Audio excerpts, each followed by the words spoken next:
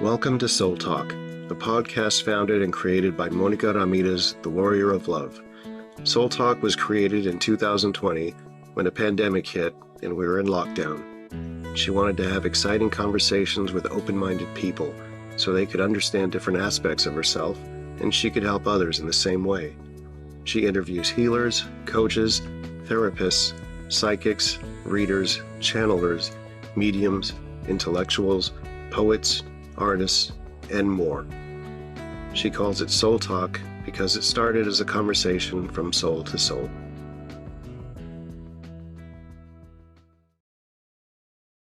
Hello, everyone. This is Monica Ramirez, the Warrior of Love, and you're in Soul Talk. And thank you for being back with us. And today we have a very special man with us that have a very interesting bio that I'm going to be telling you more about him. His name is Lyle Benjamin. I hope I say it right because English is not my first language. I mispronounce it myself, so you did fine. Oh, great. Well, Lyle, he is the founder of 3 nonprofit organizations, 16 things kids can do, Planet Acts of Kindness, and One Planet, One People. And I love the names that you actually put to your nonprofits. Thank you. Like, can you tell us a little bit more? What do you do in your nonprofits and what actually took you to start this? Because it was very interesting what I was reading from you. But. Sure. My pleasure, Monica. So, like Monica said, I am the founder of 3 nonprofit organizations, and I didn't start out wanting to change the world. I just wanted to repay a debt. When I was growing up, I had a real difficult childhood at home, family life. And I started working in New York City when I was 11 years old, just to get out of the house. And during the course of working, I met people who took an interest in me, and they spent time, they talked to me, and they didn't have to. They were adults, who were working in the neighborhood. And I appreciated what they did tremendously. And it continued. My father and family moved to Florida, and it continued with parents of friends, teachers at school, even administrators. And I knew I couldn't repay them directly. So I wanted to go into a profession where I felt I can go ahead and help other people. So I went to law school, and boy, was I naive. I found out it wasn't about helping other people.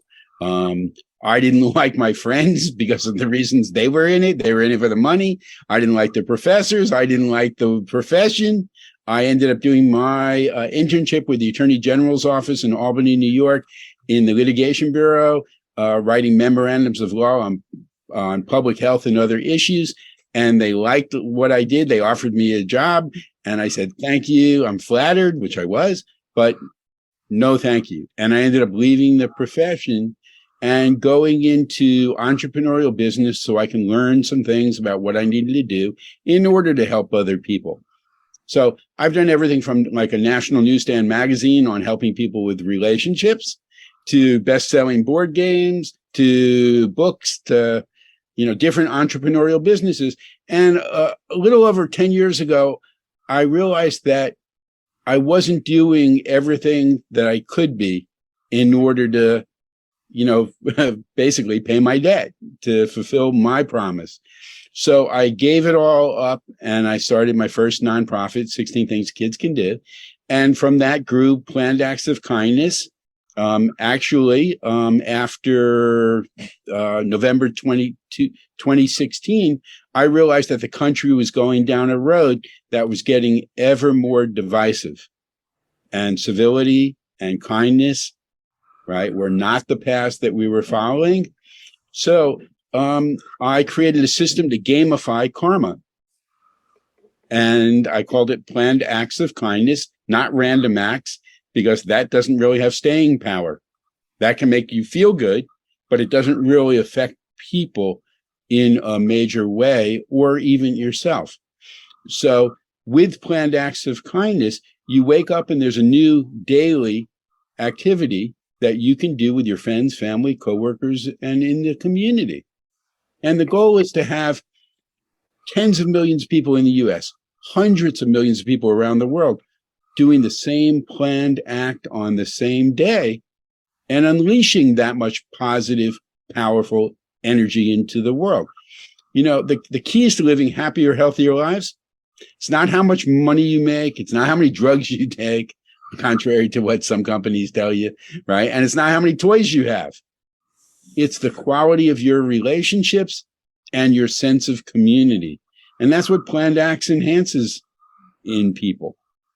So I gamified karma. There are 4 different activities that you do during the month. You do your planned acts, you do engagement with other people, you do volunteerism, no matter where you are in the world through our programs, and you show support. And when you do that, you can level up in the Karma Club and be eligible for gifts and rewards, including recognition. And the goal by the end of 2023, we want to be in all 200 countries around the world, giving away hundreds of gifts every single day to random people who have leveled up in the Karma Club. And that's one of the ways that ordinary people, like you asked, how can I be the hero? How can I do my part, right, to go ahead and help other people help the world? And that's how you can do it. It's behavioral change through kindness and civility. We need a lot more of it, right, in ourselves, right? We need to be good to ourselves. We don't always do that because of all the things that we're undergoing in life, like we were talking about before we got on the air, right? We got all these things that we're dealing with. It's not getting any easier. So we need to have something that makes us feel good, right? That's on a consistent basis, that rewards us, but at the same time, it helps other people. And that's what planned acts of kindness can do. But on the other hand, the problems of the world, they're huge. Climate change, pollution, pandemics, war, terrorism, and then inequities, inequalities in health, in social lives, in economic inequalities. These are things that are not going to be solved by governments and companies alone. They're going to be solved by people like you and I, right? People around the world working together on common causes with a common focus. And that's also where the Karma Club can come in, because we will have the ability to put out information at a moment's notice and gather hundreds of thousands, millions, tens of millions of people together, and then get them to get companies and governments to do the right thing for kids, people, and the planet. And that's the basis of planned acts of kindness. It forms the foundation that can go into other programs, educational programs, health, happiness, and wellness program, our Project COPE, and to One Planet, One People clubs. So it's really cool that taking kindness and civility, we can go ahead and put it into a lot of other areas, into schools, faith-based organizations, nonprofit NGOs, businesses and government agencies. No matter how small, no matter how big, scale it up and make it available to people from the ground up and then also from the top down. Because that's what it's going to take, a global effort with a global system. Okay, and sorry if that was a really long answer for yourself. Sorry. That was great, but that brought me a bunch of questions on it. Sure. How do you decide which act of kindness to follow? Sure. Because I bet there are many ideas from many people. How do you choose? There are. So the thing is that what I did was I had to set up criteria for that. It has to be something that people all around the world can do easily that doesn't cost them money. You see, the thing is, remember, that pay it forward, how people say, oh, pay it forward. I never, ever, ever liked that program because you shouldn't have to be paying for kindness. Okay. And, you know, we're requiring people to pay for kindness. You can play it forward. In other words, you can do behaviors that show other people. And by you demonstrating it, right, then other people will want to do it. And we have programs like our SAW campaign, which is our Smile and Wave campaign. We want at the end of every meeting, whether you're in school, whether you're in church, whether you're in temple, whether you're in, right, a business, to end with a smile and a wave, because like we said before, we all have difficult lives, right? We need to take care of ourselves. If we smile more, that's taking care of ourselves. But if we pass it on to other people, well, it'll make them feel good. And if they turn around and pass that on to other people during the day, this little ripple can become a wave. If we can connect enough of these waves around the world, then it becomes a tsunami for change. And it all starts with you and a smile, something that's very easy to do. So that would be one of our planned acts of kindness that people can do. And do you have a directive or something like that that you all choose which act of kindness are going to do it?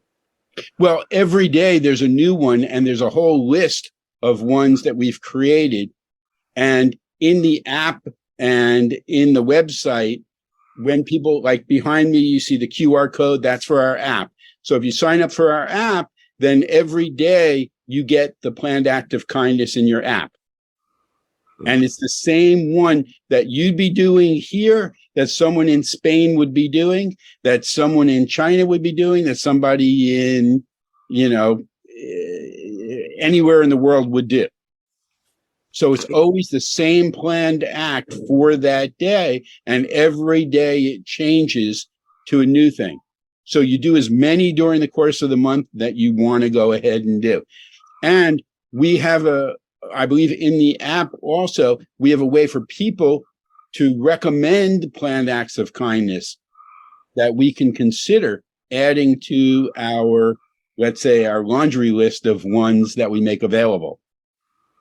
So you can recommend, Monica, if you've got a great one that you want to go ahead and see people do around the world, right? Then you recommend it. And then if it's something that's, you know, universal, that people can do, it's not going to cost them real money to go ahead and do it, right? Then it may be one of the ones that we add to our list. I have participated in meditations global wide, and sometimes people in their country they do it, and over here, or they can get together in the same one, and that happens a lot in the time of the Lionsgate. We do global wide meditations. Right. We have a program that we're developing for that, but you see, that's not something that directly impacts other people. You see, it can impact people by, let's say, the joint collective of people doing it. Okay. So that's a little bit different. That's a little bit different area than the actual planned act of kindness, where you actually have to reach out and engage someone else in what you're doing. Well, you're right, and I have a different approach for that. Sure. Because it do affect the energy of the whole planet, every single human being. But I understand that this is more spiritual. And not everybody's open to meditation. There's still people closed down to what it is meditation because they consider it as religion when it's not. But that's where some people can get closed down when you tell them meditate. We're going to meditate, and they can close down to it. So what we do is in the app that we're developing, which you'll see by the first of the year, and I'll certainly be able to go ahead and give you more information on that. We are not going to call it meditation. We're going to call it breathing. Okay. and it's a tremendous app. There's nothing like it on the around, and it's got some really cool features. And you're going to love the fact that you can create breathing buddies, which is exactly what you're talking about. It's inviting other people to share with you and be in your group and do it at the same time. But we're also going, I don't want to tell you too much about it, but you'll see it. It's going to be available through our organizations, and it's really, really exciting. And it's a meditation app that uses breathing. Absolutely. Because of the complete health benefits that you get from meditation. I have a question regarding that. You mentioned that you stopped working for the Attorney General's office in New York or Albany because you wanted to pay your debt. It was socially or economically? Because I know that right now that all the college costs a lot of money, and the student loans are just crazy. Right. So, you were trying to pay that debt? No, that was a social debt that I felt to other people who helped me when I was growing up. I made it. I knew I couldn't repay them for their kindness, so I wanted to play it forward to help other people with what I was doing professionally. And that's why I went to law school and found out it wasn't about that. If I was going to continue in the profession, I'd just be hired to do things that I didn't agree with, and I didn't feel that was right. No, I do agree. I studied paralegal, but for different reasons, and I did not like it, and I have never worked with a lawyer because personally I don't like lawyers too much.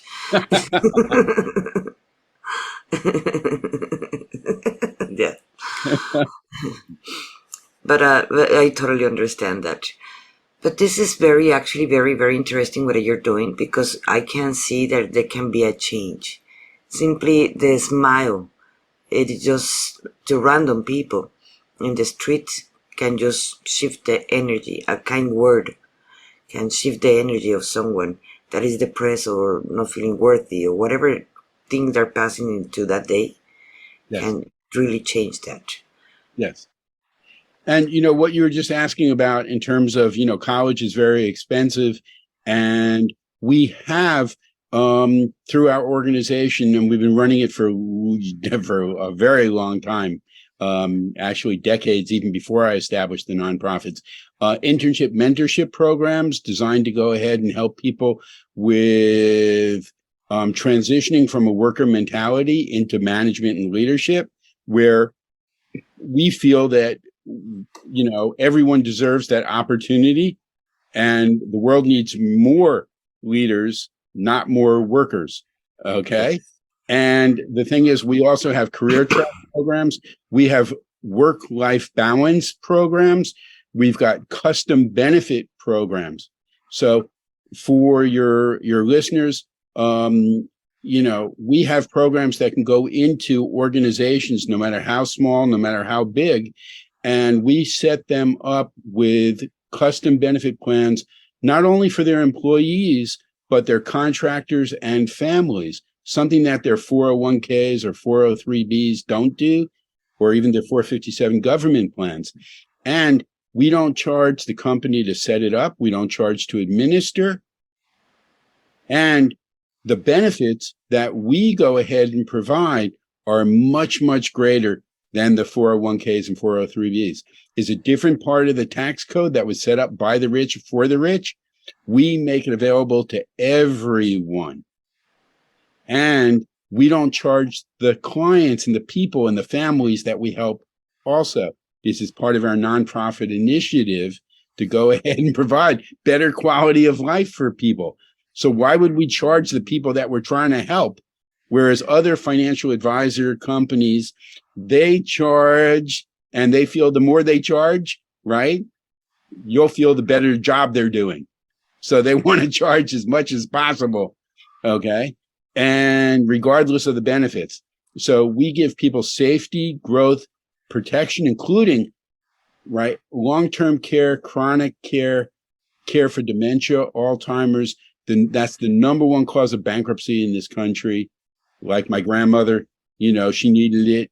and she had to pay down all her bank accounts. She had to sell her condo at a loss, right? Just so she can go bankrupt, so that the government would take over her health care and then tell her where she's going to go, what coverage she's going to get. And that's not good quality of life. So we go ahead and try to build it into people's retirement plans, and where they can qualify for the maximum that you're allowed to legally under HIPAA, which is $10,000 a month. And the average cost of long-term care today is over $300,000. And most people don't have that in their bank accounts. They don't have that in the equity in their houses. So they have to go bankrupt.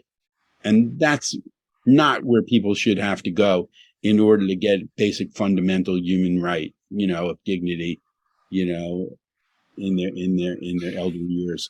So we have a lot of great programs, and it's available, through, the different organizations that we have.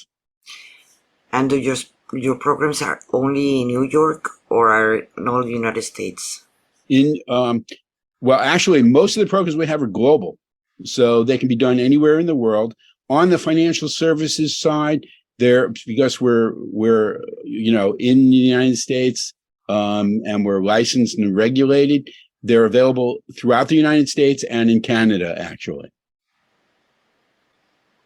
Well, Canada do not have problems with with Medicare, or not Medicare, with medical insurance, like United States. Here, Right. I know many people that have lost everything for cancer. Yes. Yep. And they still did not heal anything either. So, and they're just in debt, and now with the loss of someone in their family.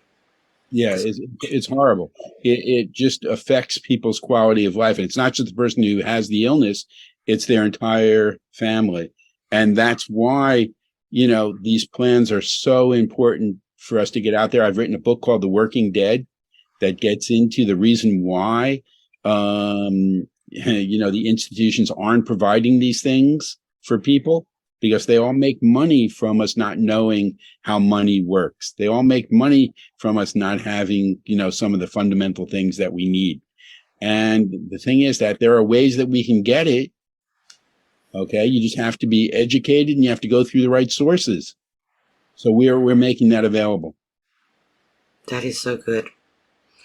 We're glad we have people like you, because actually we all need it. And the system haven't been working for us since long time ago. Yes. And how do you work with entrepreneurs? So, entrepreneurs, there's solo entrepreneurs, and then there's all the way up to people who run companies and everything else. So we have programs where we can integrate with their company. What we do is we collaborate. We don't go in and say, hey, this is what we've got. Okay. And what we do is we go in and we say, tell us what you're doing. Tell us what your objectives are. Okay. And then we can go ahead and match your objectives with different programs in our organization where you're fulfilling those, but you're also benefiting other people as well, which is the main component for us. Okay. We're not going to help you if you're not going to benefit other people. Okay. And what we do is we take corporate social responsibility. And one of the main things we do is we make the companies turn that in towards their own employees, contractors, and families first by providing the work-life balance programs. And in turn, when they do that, that will help them with HR. That will help them with recruiting people. That will help them lower the cost of recruiting. That will help them keep people working energetically for their companies, because they're providing them with things that are important to them, not just going ahead and working to get a paycheck. Mm-hmm. So we help companies boost their CSR, their HR, their public relations, their branding, and their revenue by partnering with a nonprofit organization and working through the programs that we have. We developed a course called the Work-Life Balance Collaborative, which is available for companies. It's a 6-week program where they put their HR, their management, or their CFO, COO, CEO, right through the program. And over the course of the 6 weeks, they're going to go ahead and learn about all these different initiatives and then decide which ones they want to bring back to their company and institute. And at the same time, through that 6 weeks, they're going to work on one of our initiatives so that they understand the power and scope of what they can do and what their company can do through, right, team building, through volunteer work, okay, through all these other programs that are available. So it's a great way for them to go ahead and bring it into their company. And then really we set up almost like a turnkey operation for them so that they can go ahead and, fulfill shareholder and stakeholder objectives while helping other people. What are the majority of the companies that are working with you, entrepreneurs that are working with you? Well, the thing is, we've got Google grants. We've been vetted by the Peace Corps. The Peace Corps goes ahead and recommends our programs, which is really kind of cool. Simon Property Group, which is the largest property holder in the United States, they own the malls, right, have used our programs. Everything from police athletic league, right, to schools, to, companies and organizations. So it was going great right up until the pandemic, where it was amazing. On February 14th, I believe it was, February 24th, I spoke at the United Nations in 2020 on collaborating on a book on youth mental health. They loved it. They agreed to do it. And then 2 weeks later, the UN was shut down. In March of 2020, I was supposed to speak at the Excel conference for the Wesleyan Church, which is an educational church. They run universities as well. And I was supposed to speak to 109 churches because they wanted us to do a book on 16 things we all can do to act right and help save the planet. And, community neighborhood issues, everything from income inequality to domestic violence to substance abuse to education, right, to work would go into the book. And unfortunately, right, that conference as well as the next year and that were canceled because of COVID-19. And so everything that we were supposed to do in 2020 and 2021 got put on abeyance because of COVID. And I have long COVID myself, as you know. And now we're launching everything in January of this coming year. And it's under 2023, the year of one planet, one people. So, this decade is going to determine quality of life for billions of people. And, the world is in crisis. The opportunity for us to push back on those issues that we talked about earlier is closing fast. So we need ordinary people like you and I working together to go ahead and have scalable systems that bring people in, that get them to do behavioral change from the bottom up and from the top down to push back on these things. So one of the big things that we're launching is something called the Collaboration Think Tank Network, which is fully aligned with the United Nations 17 Sustainable Development Goals. And what happens is you can come into the network and you can say what SDG you're interested in. It could be education. It could be gender issues. It could be poverty. It could be climate change. It could be pollution. Whatever you want to go ahead and do, you can do through the SDGs. And then we break you into teams based upon, right, those topics. And then we say, okay, these are the objectives that we've got to go ahead and achieve. These are the problems associated with the objectives. And here's the thing. The solutions have to come from 4 sources: scientific, business, government, and academic, working together. Mhm. And the solutions have to be actionable from either an individual basis, from people, from students, employees, owners, retirees, the unemployed, from the bottom up, or it's got to be actionable on the institutional level from the top down, from schools, faith-based, nonprofits, government agencies, and businesses. And not only that, we have to have the delivery systems to get the information out so that people can take action on it. Because not everybody's interested in getting their information the same way. Some people are interested in listening to podcasts and getting their information. Other people are interested in reading. Other people want to go to courses. Other people want to do, workshops and events. So we have 6 different types of delivery systems in order to get the information out on a global basis. And that's what it's going to take. Collaboration in all of these areas at the same time, because let's say you do solve homelessness in Miami. Well, that's great until climate change comes along and wipes out your infrastructure. Or let's say you have a business and you don't think you're going to be affected.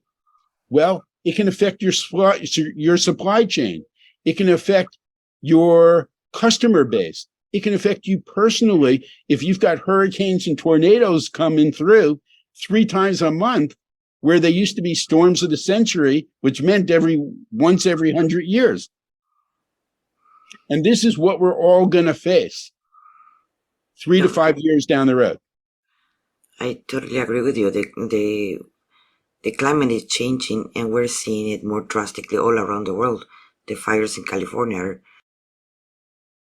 are just devastating, completely devastating. And the tornadoes are becoming stronger. The hurricanes are getting bigger and more devastating than before. We're seeing all around the world, not only in the United States. So yes, there are many changes coming. And unfortunately, many systems are already broken. We're talking about the medical. Yeah. It is a big one that is very, very broken. The doctors, they used to heal people. Now they're sellers of the medical industry, of pharmaceuticals. They just want to continue having us sick with the medications because that's business. The same applies for schools. The same applies for politics. The same applies for everything. So all the systems right now are broken. Some people can see it. Some people refuse to see it. But the truth is that we can't continue how we're continuing. Because the next generations that are coming behind us, they're going to school with a system that is already broken in there. Mm-hmm.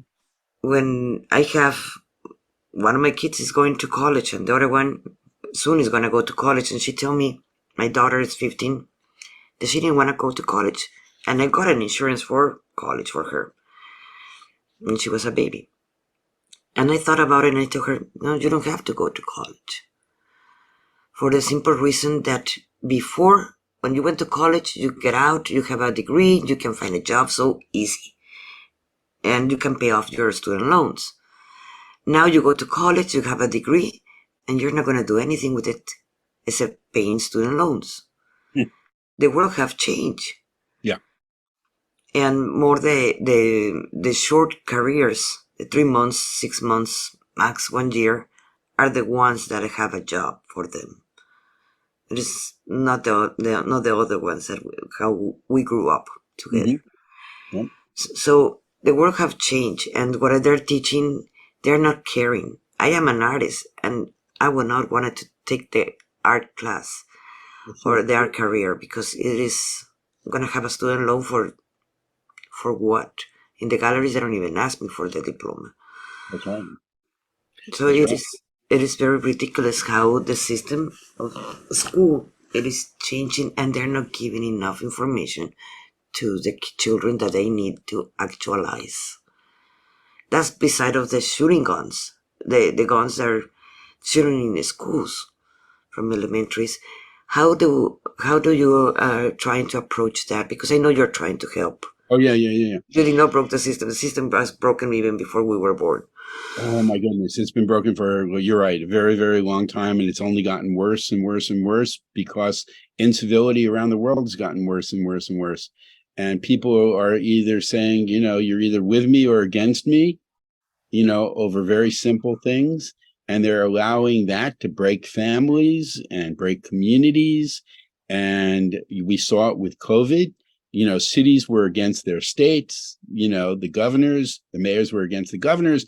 The governors sometimes were against the federal government. The federal government was against the people, at different times. So it's a crisis that exists at all different levels. And the thing is that with gun violence, which has escalated to a point where it's completely unimaginable, we have more mass shootings in this country than there are days in a year. So that means every single day is happening in this country. And the thing is that what the politicians and what the pundits talk about is, how do we go ahead and get guns off the street? How do we raise the age? How do we make it tougher on the requirements when they're missing the point? The point is that we're not socializing our children well enough so that they have the support and the mental health where they're never going to think about picking up a gun in the first place.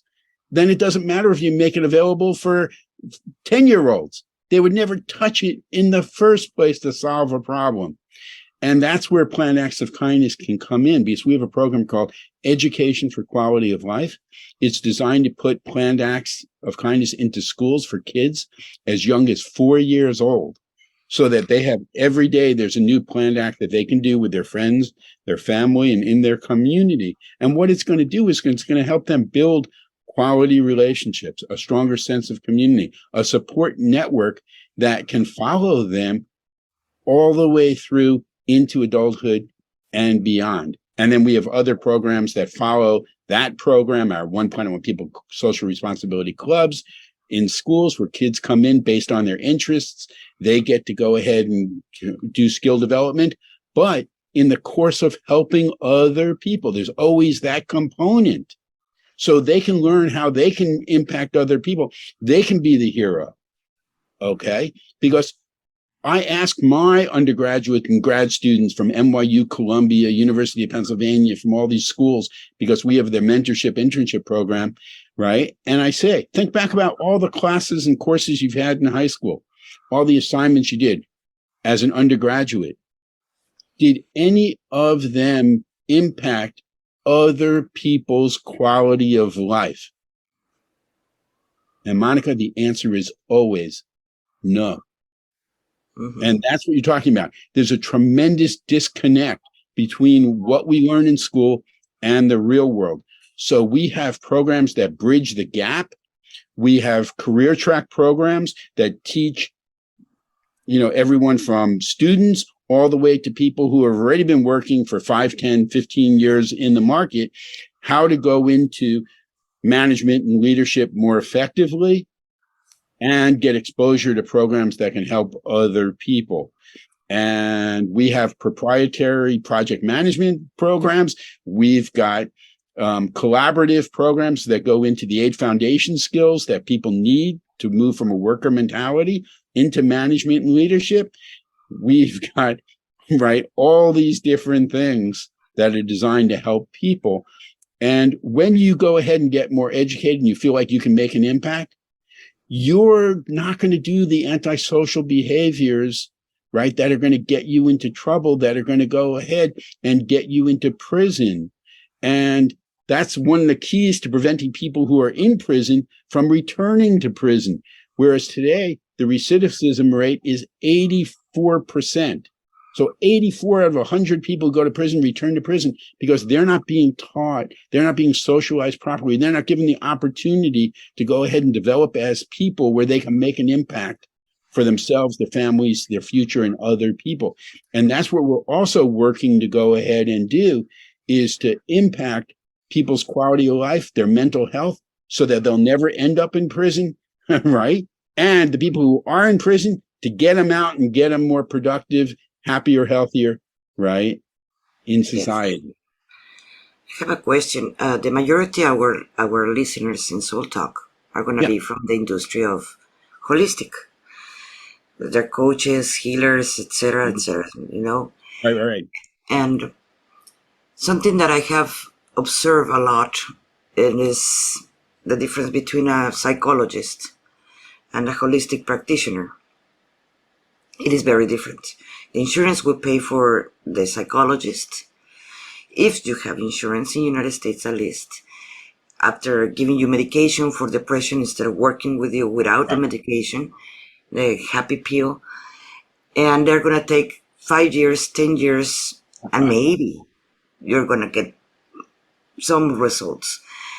On the other hand, you have the holistic ones, like me. I'm part of that industry, and we're not going to get paid by any insurance. We're not covered by any insurance. So we have to do the things way faster than the psychologists without medication, because many of us, we don't even want that. We can talk even about it because that is against the rules and regulations. But no one is paying us, and the people are still needing help because there are many people that do not have mental insurance, or the insurance does not cover mental issues, and that's a big problem in this country, the mental health. 100%. So in that area, we have something called Project COPE, KOPE. And what it is, it's a health, happiness, and wellness program. And it starts off, it's modeled after clinical trials, okay, that are used to judge efficacy of pharmaceuticals, but it doesn't use drugs. It uses planned acts of kindness. So what happens is people come in and they take an assessment. And the assessment is a series of questions that are much more detailed, much more on target than the psychological assessment that's been given in the industry to judge happiness over the last 20 years. Okay. And that gives them a baseline score. That's their health, happiness, and wellness baseline score. And over the course of a month, they're going to get their planned acts of kindness to do, their engagement, their volunteerism. And we're going to track it. They're going to track it through an app. And every month they retake the assessment. And it compares it to the baseline. And it will show people quantifiably how doing planned acts of kindness and, the other aspects, volunteerism, can positively affect your mental health and your health, happiness, and wellness. The longer you're in the program, the better your scores are going to become. And the way that we're offering this is it will be offered through companies, through their benefits programs. Okay. But we're allowing individuals, families, teams to come in and do it as well. And we're going to open it up also in January to practitioners, holistic practitioners, because that's what it is. It's a holistic system built on planned acts of happiness, to go ahead and offer this to their people as well. And they'll be able to earn from it also. So, it was funny because the person, when I design these and create these programs, I then bring in people who are in these fields to go over my programs and to analyze them and then to make recommendations, And the person who I brought in was actually a person who sets up the clinical trials for Pfizer and Johnson & Johnson. Okay. And one day, we had a meeting scheduled and we got on Zoom and she was laughing. I was like, what's going on? And she said, I was thinking about it and I get paid an awful lot of money to go ahead and set up my, trials for the companies, to judge the efficacy of the pharmaceuticals that the company develops.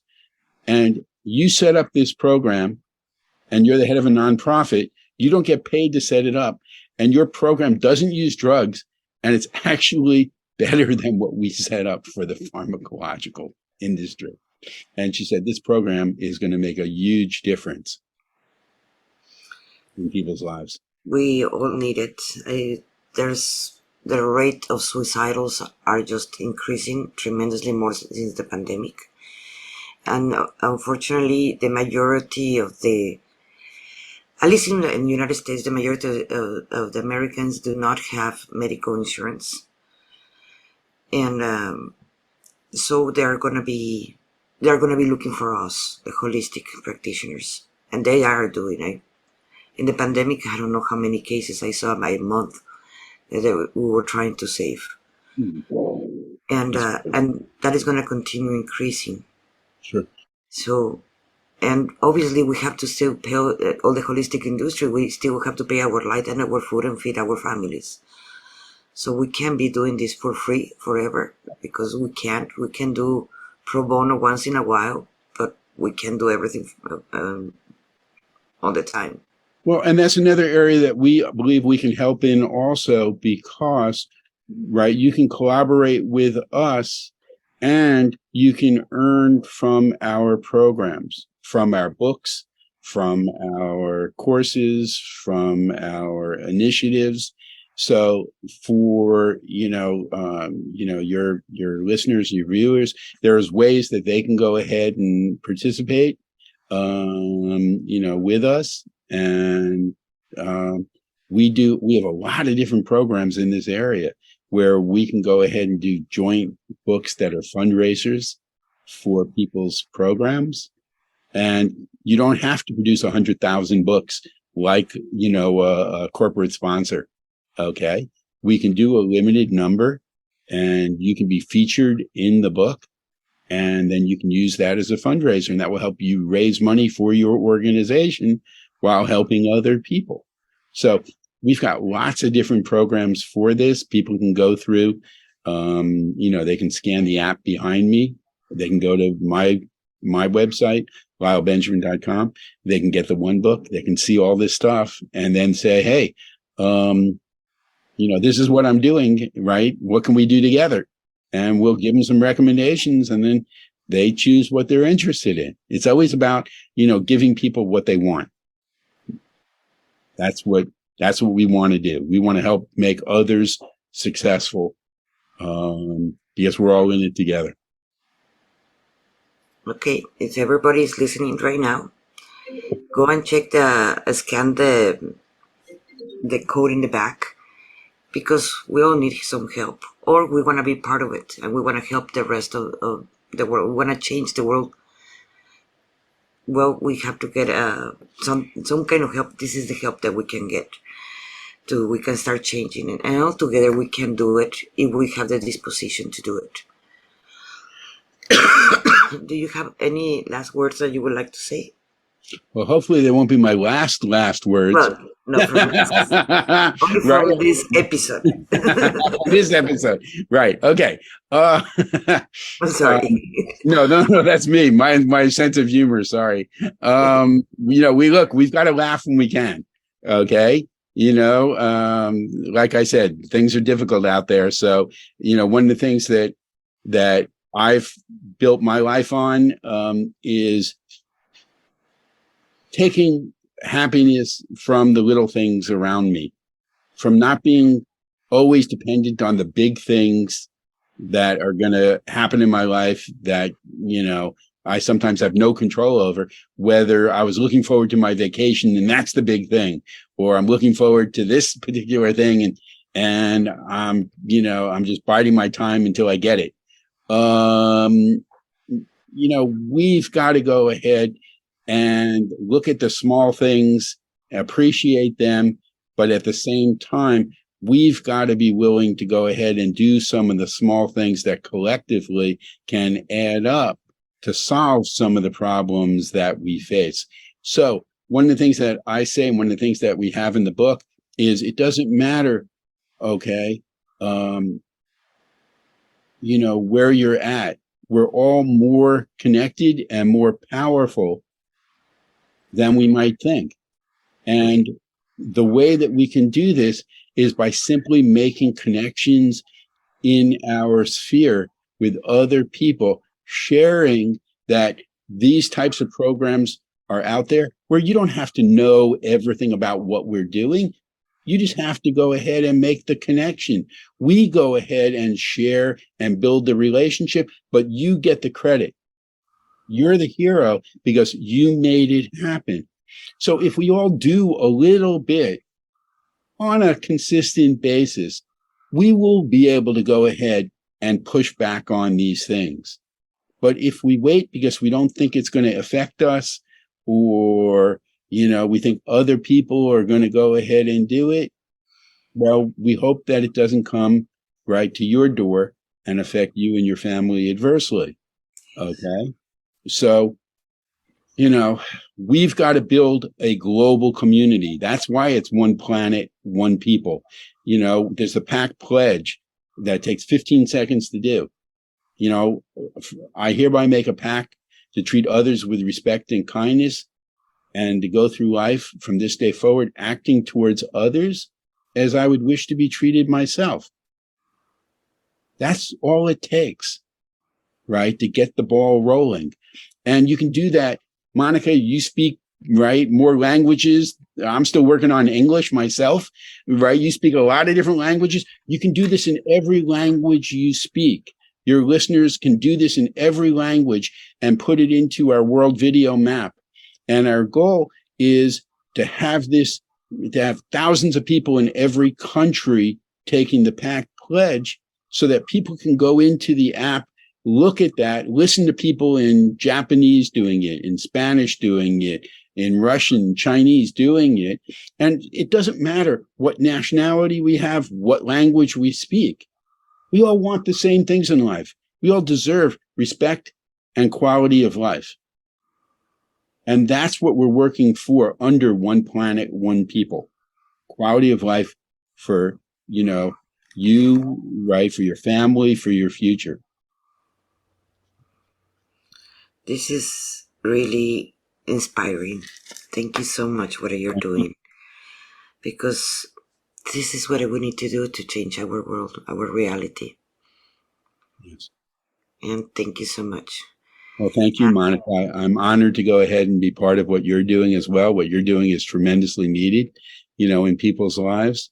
And you've done so much good that, let's just have it multiply, multiply, multiply. And that's what we're here for. Yes, that's why we're here for. Thank you. Well, thank you, everybody. And if this resonates with you, please click like, leave us a review, and share it. Please, it is important to everybody knows that there is hope. Thank you so much for being in Soul Talk. My name is Monica Ramirez, the Warrior of Love. Thank you.